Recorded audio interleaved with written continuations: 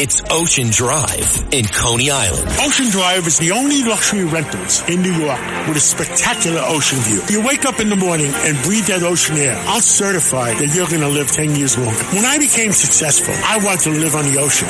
If you have worked hard, you deserve an apartment on Ocean Drive too. Go to oceandrivenyc.com and reward yourself. If you're a policeman, fireman, doctor, nurse, or teacher, you qualify for a limited time offer at oceandrivenyc.com.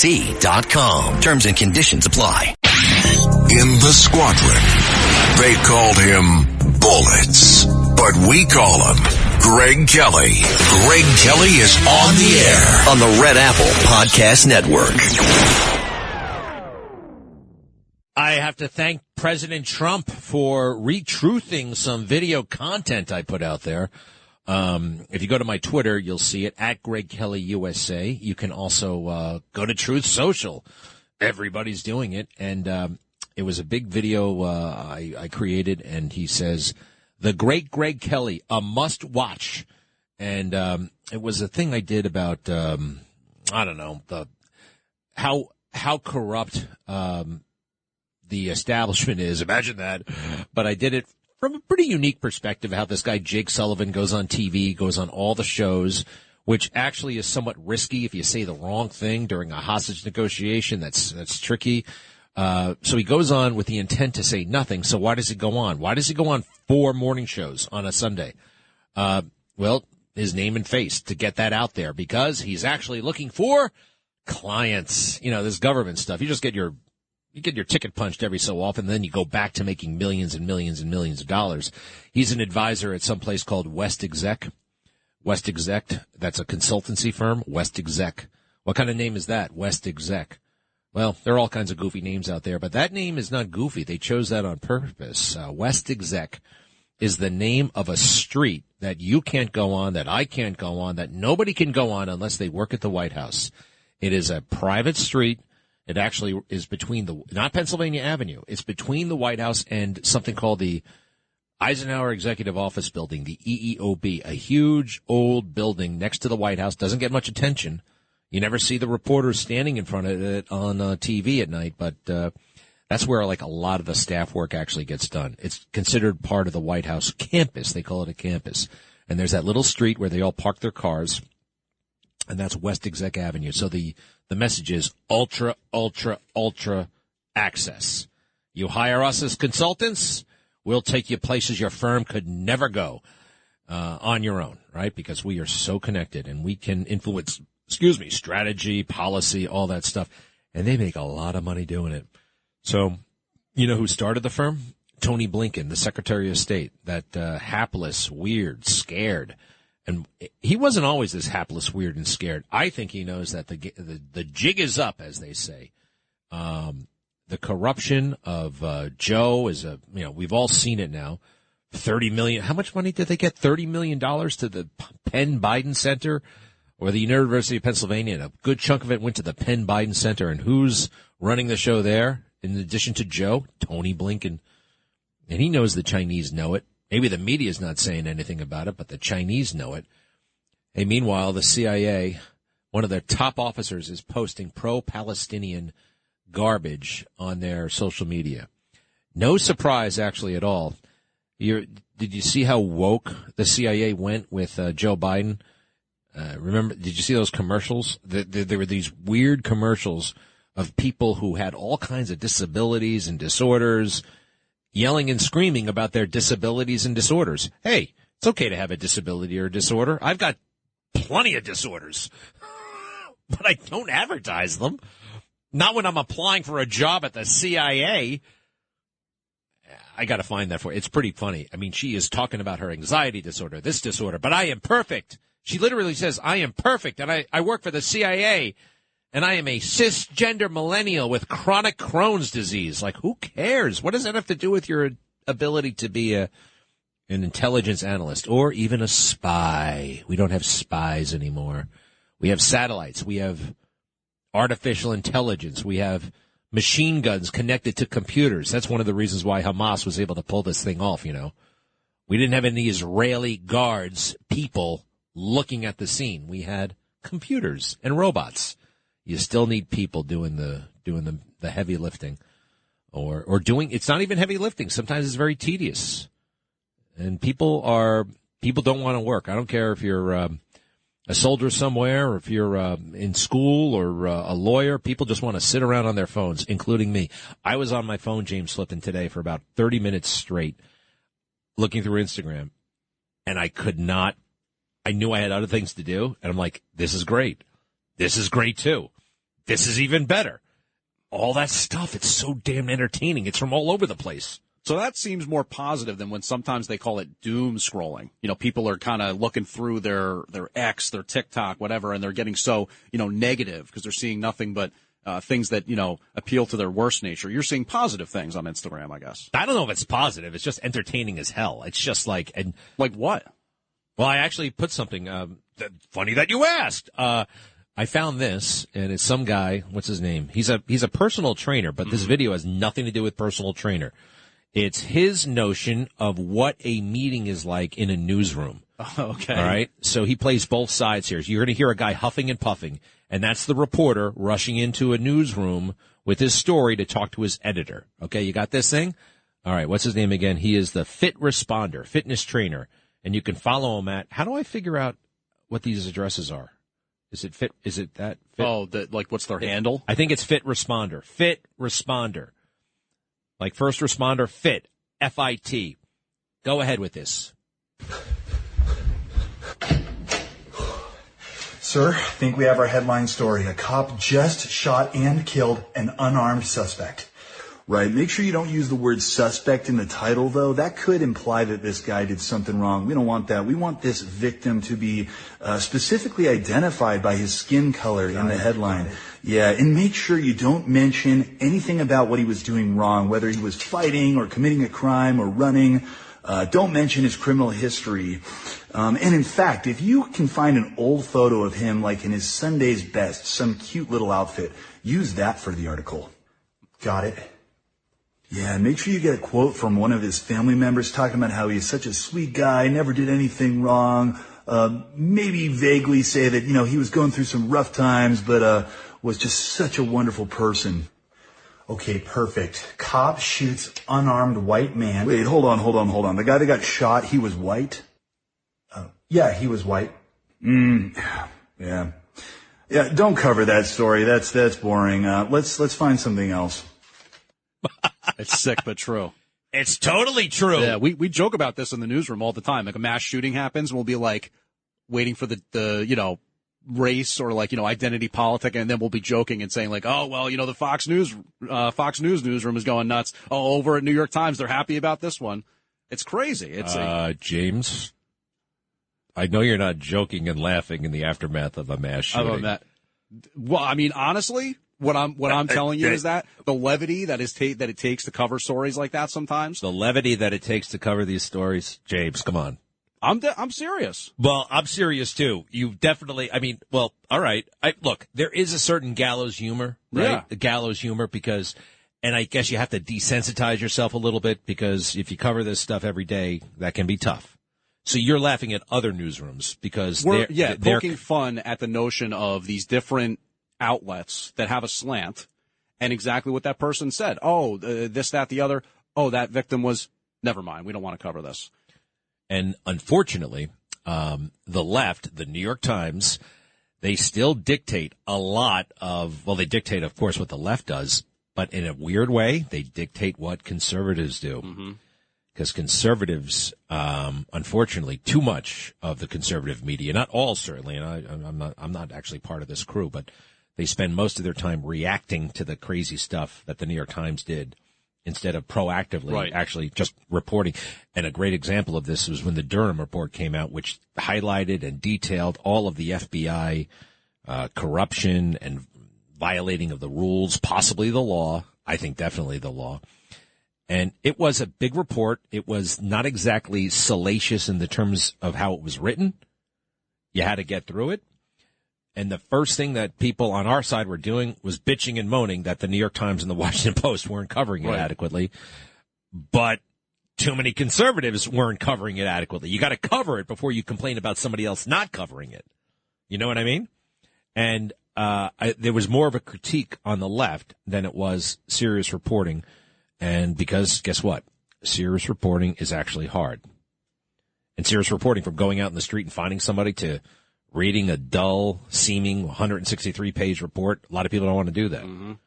And the New York Times, they have like all these, literally like these monkeys at typewriters, you know what I mean? 1,000 monkeys, like, blah, blah, blah, and they can get the essence out really, really quick.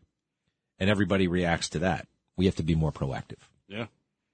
No, I think that's true. I mean, I think that we used to talk about it at, previous jobs. It would just be, all the stories that were coming out of these various news outlets. It just seemed like it was just race all the time. That's why what I keyed in on that, clip you were playing, it's just sometimes it seems like that is what the news media is focused on. Nothing but that. Well, yeah, all the time. And it doesn't for most people, for regular people. Unfortunately, look at that guy. Brigadier General Ryder. He's the mouthpiece of the Pentagon. Not impressed. And I'm not impressed with that Kirby guy who got one too many suits in Hong Kong. He had those suits. They're the weirdest. You know who I'm talking about? The national security spokesman. Has anybody spokesman? seen this guy? He is the strangest dressed man. I never noticed his suits before. What is it about them? How could you not? They came right out of 1962. It's just, were they like boxy looking sort of? No, they're very skinny. It's narrow. The color is like iridescent. It's just weird and wrong. Yeah, the colors are kind of weird now that I think about it. What is the news that I need to know? So one of the things we're watching is obviously tonight is the Rockefeller Center Christmas tree lighting, which is always a, big event here in the city and plenty of security. I went once. I got to tell you, it is such a bust. The lights are off and then they go on. Yeah. It's funny. I used to cover it all the time, and I feel like it's through the eyes of others that you sort of enjoy it, right? Because, like, if you come to New York all the time and you live here, some of the, grandeur and kind of like magic of the city is lost on you, But when you see tourists coming from, I don't know, Ireland or, something like that, and they're like, I always wanted to see this tree. The tree isn't even that big. It's not even that big. When I first saw the tree as a kid, I'm like, I was expecting something like, 1,000 feet tall. Yeah. It's like, well, I mean, I guess when you're amongst skyscrapers, it kind of would make sense. It looks kind of dinky in its own way. Now, I know they put on a big show and all that stuff. And Kelly Clarkson will be hosting the ceremony. But it's more of a TV show than it is a, what the hell is he doing in Colorado? Joe Biden's in Colorado. He's a wind energy plant. He's touring a wind energy. Let me tell you something about wind energy. You know what a windmill looks like right now? And they're installing these damn things not far from here. Kind of like a big propeller. Oh, yeah, big propeller. Try a propeller the size of 3 Statue of Liberties, right? 3 Statue of Liberties touching the torches, right? I got one Statue of Liberty. I turn another Statue of Liberty upside down, torch to torch, and then another. That's how big the propeller is. Wow. And now picture, the GM building on 5th Avenue and 59th Street? Huge, 50-story skyscraper. You put the propeller on top of that thing and it spins. That's how big these damn things are. And you're going to be able to see some of them from the beach. They're doing it right now off the coast of Connecticut. And these things explode, they burn up, and I don't get it. And there's all kinds of carbon footprint in creating this stuff, and I think it's a big scam. Yeah, well, I mean, it definitely goes underreported, like you said, the carbon footprint that goes into making all of it, because, it's massive. It's a massive industry. All right. Anything else besides the tree? Well, there's actually locally, there was a shooting on a Bed-Stuy subway train last night. Guy shot in the hand, guy shot in the ankle. One guy shot in the hand and the ankle? Separate people. One guy shot in the hand, one guy shot in the ankle. By the same guy? By the same guy? All I heard was that lone gunman was the report, yeah. But people say they're not safe on the subway. Nothing new there, I guess. The subway is a very dicey proposition these days. What a shame. But Eric Adams is on the job, isn't he? I had a 25-year-old staffer that I saw grow up as a intern that had a traumatizing experience in her life. There was a professional part of maintaining, my staff and my city, but I think sometimes we miss the fact that there's a human part to life. As a human being, I was concerned about a young 25-year-old staffer that went through a traumatic experience. 25-year-old. Okay, enough. This is back when he ran back from the White House, right, to comfort that woman who he did not actually see that day. The lawyer said, "You better not talk to that person because you're in trouble." You. And what happened is that woman got fired, removed from the job. And they kind of soft acknowledged it the other day. Let's see here. Reassigned, I think, because she's supposedly still with the campaign, but she's no longer fundraising. Brianna Suggs no longer serving in her role as Adams's top campaign fundraiser. This is one step closer to termination and maybe even to being arrested. For you, Eric, I'll be right back. Greg Kelly on the Red Apple Podcast Network. George W. Bush just said something about Hamas, and they must be defeated. That's great. Hey, do me a favor, W. Stop lumping MAGA in with terrorists. He came on the 20th anniversary of 9/11 and said that disgusting thing, that MAGA was on par with terrorism. That man, my God. And then Iraq, weapons of mass destruction, anybody? Huh? And what did he do in August of 2001 when the whole damn system was lighting up with alerts and warnings that something bad might happen real soon? He was riding around on that dopey horse on that silly ranch of his in wherever the hell it was in Texas, Waco, Texas, Crawford, Texas. Fake cowboy, son of a president, grew up in New Haven. Yale this, Yale that, skull and bones, but you're just a good old boy. Anyway, all is forgiven because he came out against Trump. This should be, have we made contact with the teacher who was almost murdered in that Queens high school? Pro-Israel teacher hides in Queens high school as radicalized students riot. They want her fired now. Hundreds of radicalized kids rampage through the halls of a Queens high school for nearly 2 hours after they discovered a teacher had attended a pro-Israel rally. You heard about this, right? You probably have seen the videos.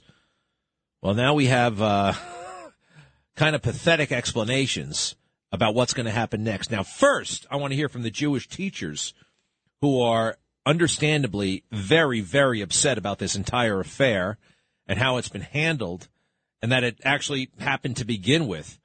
Let's see here. Here's some, these teachers happen to be of the Jewish persuasion, and they happen to be irate, and so am I. Cut 20.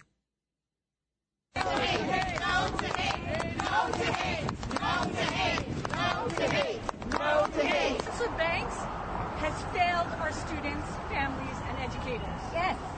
He has failed at building safe and inclusive classrooms and schools for Jewish students, families, and employees. All right, can you hear this? The microphone seems to be 10 feet away. The parent I spoke to has 3 high school students at 3 different public schools across the system. And in the past few weeks, all 3 have been targeted by their peers in their schools. Wow. Did you hear that? That's real. White supremacy is not.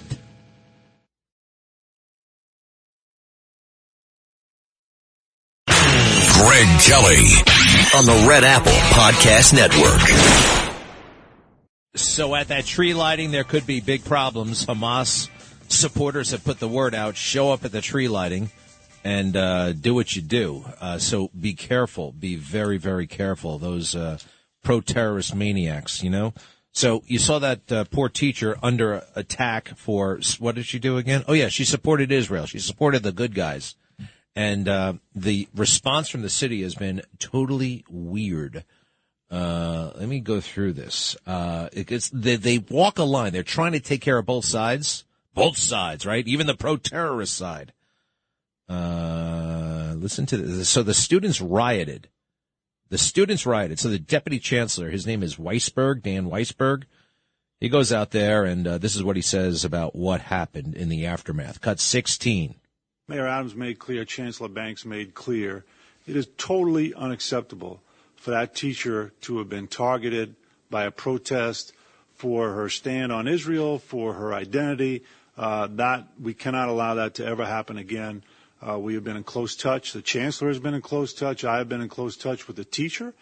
She is not back there today, but we expect her back in school soon to do what she loves to do, which is to teach ninth graders. And we have been in close consultation with the school safety division, with NYPD, to make sure, with the superintendent, to make sure when the teacher does come back that she will be safe, that we have a safety plan in place, and that she will be safe. And we're fully confident of that. All right. Does that sound nice? To me, it sounds totally inadequate. What does he say? It is totally unacceptable. How about illegal? How about a hate crime? You know, they just arrested that guy who was harassing the halal man, remember? But these kids, they got a good talking to, it sounds like. It's unacceptable. You know who used to say that? De Blasio. A cop gets bashed in the head. Oh, that's unacceptable. That's unacceptably weak. And let's see. Here's this guy tries it again. Cut 17. Chancellor and I and our team were out at Hillcrest for the better part of the day yesterday. And in addition to the chancellor making crystal clear that what happened there is totally unacceptable, and we have to avoid that in the future. Avoid it. He also did something that's very important. He showed up and he listened. He listened to dozens of students who talked very honestly and openly about their feelings and their issues. He listened to teachers talk very openly and honestly, and other staff members about their feelings about this incident. This is and the principal and leadership. Stop! You know, I want to hear about kids getting suspended. I want to hear about kids getting arrested. I want to hear about hate crimes. You know, I got in more trouble for giggling in class. I got kicked. I got in-school suspension. They put me in a room all day long. It was just, I got demerits. I got all kinds of these kids a good talking to. Listening? You tell them what's what. Keep going. Critical piece of the equation to make their feelings known. That's very, very important that we listen. It's the only way we're going to move past this. Shut the hell up. My God. Your kid's just engaged in a hate festival, in a hate riot, a festival of hate, yelling and screaming at them. What did she do that was so wrong? She supports Israel? You know what you should probably do? Disband the school. Seriously, just stop it. If you want to go reason with the kids, let me see this one. Cut 18. Does she have security in her classroom? I don't want to get into the specifics of that for, I think, fairly obvious reasons, but just trust to say we are talking to the experts at NYPD, school safety, as well as the teacher herself to make sure that she is safe. I want to know who's been arrested and sent away. Cut 19, please. Cut 19. Hillcrest High School is a great school. No, it's not. It's been a jewel for a long time in that part of Queens, in it's Jamaica, terrible. Queens. It is unfair the way aspersions have been cast and broad brush. Let's cast more aspersions. Have been made of students and staff and so forth. Yeah, you all suck. This is a great school that is going through a very difficult time. They are going to get through it, and we're going to help them through it. But so they can riot again. We're going to make sure that teacher is back, doing what she loves to do, teach kids, and that she is safe in doing so. And there are already plans being made to make sure she doesn't just come back and is safe, but is welcome. Is welcomed by students, is welcomed by faculty, including, by the way, Muslim faculty, Jewish faculty, other faculty, that everybody, the principal, the assistant principal. How are they going to turn that around? How are they going to turn that around? And, that's what we are putting in place. I saw a riot happen, and she was barricaded in a classroom, frightened for her life. And they were yelling and screaming and pounding on that door and then even beating each other up because she went to a pro-Israel. How do you spend the afternoon getting down and talking about the issues, talking about feelings, and turning that all around? Hillcrest High School has been treated very unfairly. Very unfair. I saw hundreds of students marauding in the corridors. Disband the school. Send everybody home. I'm sorry. Don't you think? I mean, I assume that people had been arrested. No. What's up? What is your name? Forgive me, but what? Go ahead. What? Shmuel. How are you? I'm doing great. So you had a caller yesterday who was saying about how in Judaism, marriage is an atonement for sins. So you sounded a little surprised that there was no saying sorry or anything. So I wanted to clarify that. No, I wasn't surprised by that. I was surprised by something else. We don't have the same thing outside the Jewish faith. Marriage is another thing. You don't, whatever, and confession and forgiveness of sins, you don't get it because you get married. I don't think. Yes. But that's so, anyway. So, hey, before you go into the details of the Jewish marriage thing, can you tell me what you think about that Hillcrest High School situation? Oh, I agree with you completely. I mean, yeah, because they're so busy listening to people's feelings, but there has to be law and order. There's that whole conversation. Right. It's pathetic. Feelings. What? What did those kids just do? Anyway, all right. I'm sorry. Continue with the Jewish marriage, please. Yeah. So the view of Orthodox Judaism is that the day of marriage, again between a man and a woman, is for the bride and groom. It is similar to their personal Yom Kippur, and so there is a repentance and accepting not to continue, obviously. But yeah, the holiness of marriage makes it so for the bride and groom like their own Yom Kippur. So can you guys go extra wild if you want to, the bachelor party and stuff like that? So there's a separate teaching that we have that anyone who says, I will sin and God will forgive, it doesn't work that way. You can't just game the system that way. Yeah, I agree with that. I was a little bit tongue in cheek, but I was kind of curious about the answer. And on our side, it's like if you love God and God if you really you want to do right by Him. You love Him so much you don't want to break the rules because you respect God and you know God. So why would you want to do that? It's interesting. You don't not break the rules so God loves you. You know what I mean? It's the other way around, which is kind of very nice. Anyway, Shmuel, thank you very much for the call. And I will take, Sandra's standing by. Hello, Sandra. Hello, Greg. I wanted to talk about a Black Lives Matter leader, Mark Fisher. He stands up for Donald Trump, and I think we should hear more about that. He basically was saying that he's voting for Trump, and that the people who don't vote for him are misinformed and they don't know the Trump policies. And he was saying that if more leaders would just wake up and follow him, it's helpful to Donald Trump. And he was saying other things like the Democrats, they don't value the black vote. And they were saying he just said so many beautiful things about Donald Trump. And I just thought I would mention that so people know that a Black Lives leader stands for Trump. Yeah, I saw that in the paper. It's nice. It's nice. I was kind of surprised that a guy that smart was going along with Black Lives Matter to begin with, And I got to tell you, I was a little bit skeptical. A lot of these guys who, see the light and come out, sometimes it's they weren't as committed to the previous cause as perhaps they suggest, but I'm not familiar. I would like to talk to this guy, Mark Fisher. I heard him on, he was actually on the radio earlier. Pretty interesting guy. And let's see here. He says, it's the duplicity of the Democrats, the hypocrisy.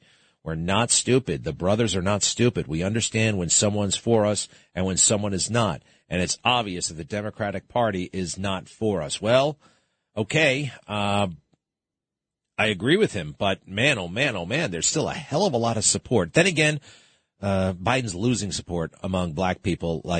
He's down 20 points. So anyway, Mark Fisher, an important contribution. And from you too, Sandra.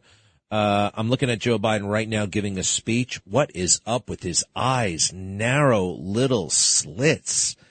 He's indoors and he's acting like he's in the sun, like a 1,000 times. His eyes squinting.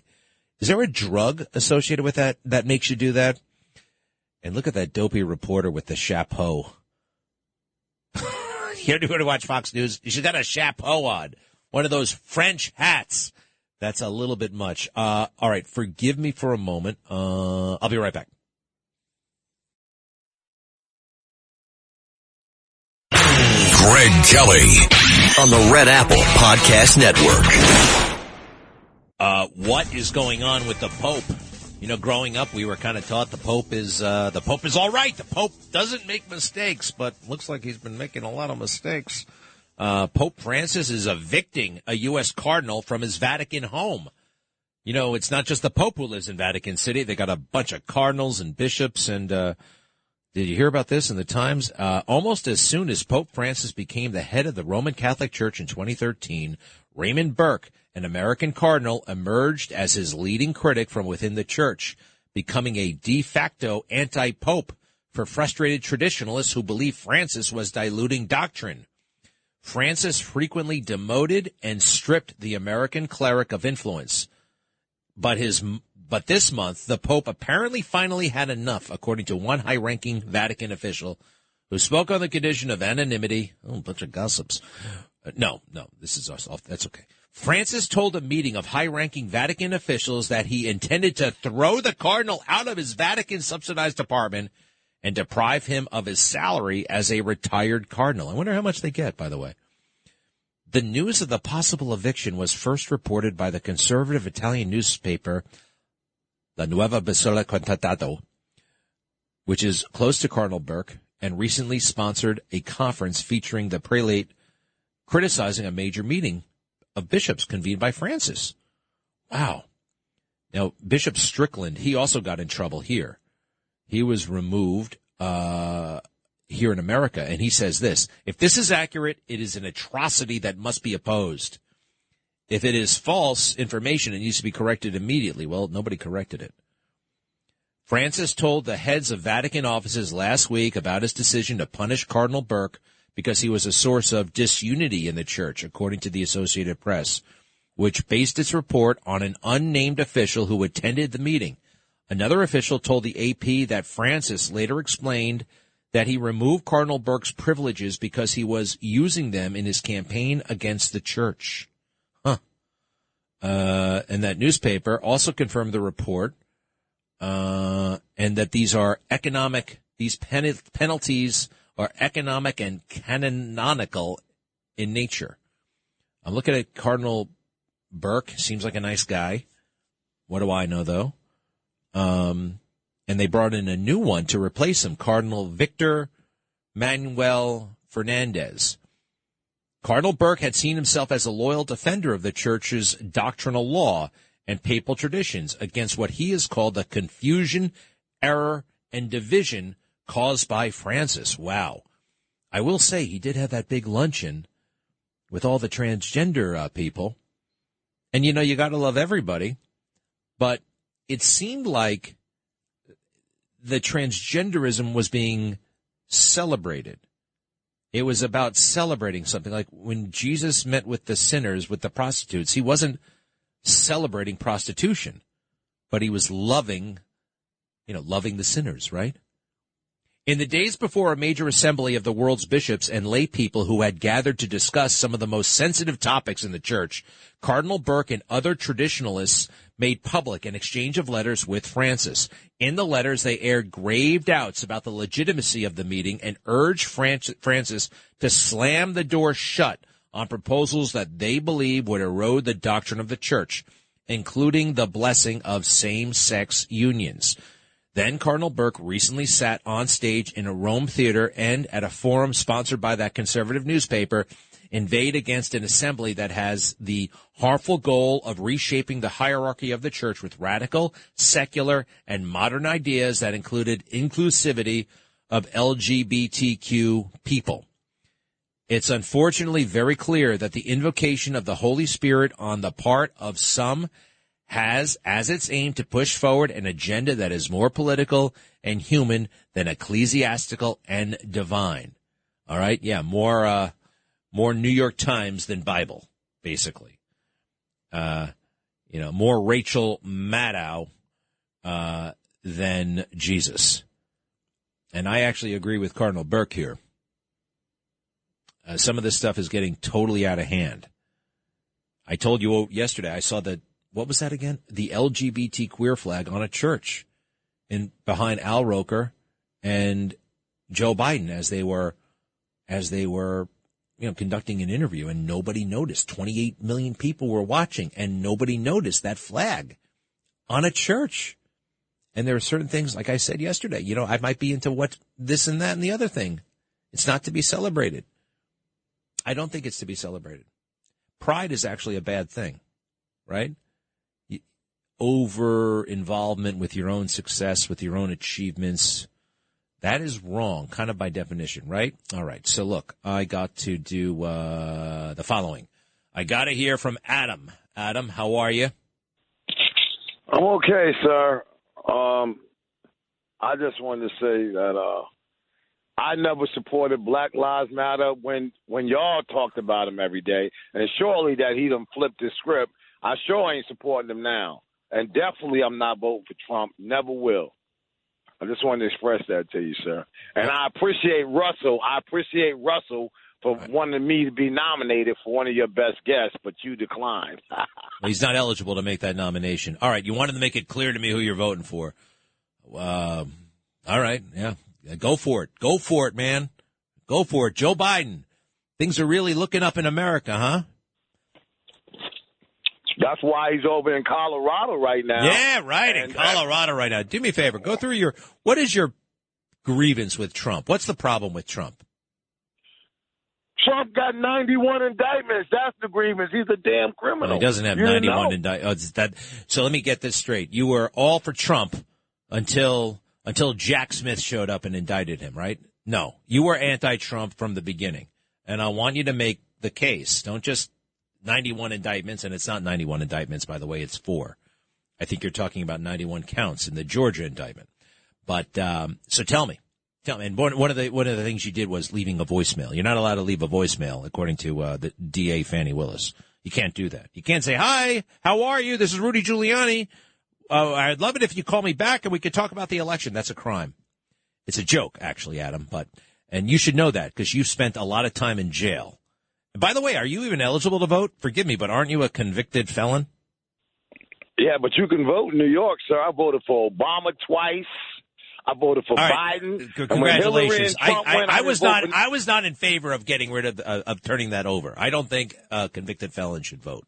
Well, at least you, because I don't like the way you vote. Well, but listen, Adam, what's the big thing that you don't like about Trump? Trump is a New Yorker like me. All right. He's a con man. Oh, gotcha. He's a con man. Right. Out of the con. You know. You have you ever been to the corner of 57th and 5th? Have you ever been there? Okay, yeah. Go there and look up, and you will see a building that actually exists, all right? It's not a figment of anyone's imagination. It's there, right? Go over to, let's say, the West Side Highway and 63rd Street and look east. What will you see? You'll see Trump City. That's actually there, all right? Hey, go onto the federal website and look up his assets. And count how many billions of dollars he has, all right? This is not a con man, all right? He's a con. As soon as he gets into politics, the moment he gets and he beats Hillary Clinton, that's unforgivable and for the establishment. You have not made the case against Donald Trump. You got a lot of things wrong in your critique right off the bat, Adam. I expect more than somebody who thinks they're the best guest of this show. Goodbye. Susan, I'm sorry we didn't get to you. Joe, I'm sorry we didn't get to you. Oh, my goodness gracious, Barbara, but you just called a moment ago, okay? We'll fix that tomorrow. Many, many thanks. To be continued.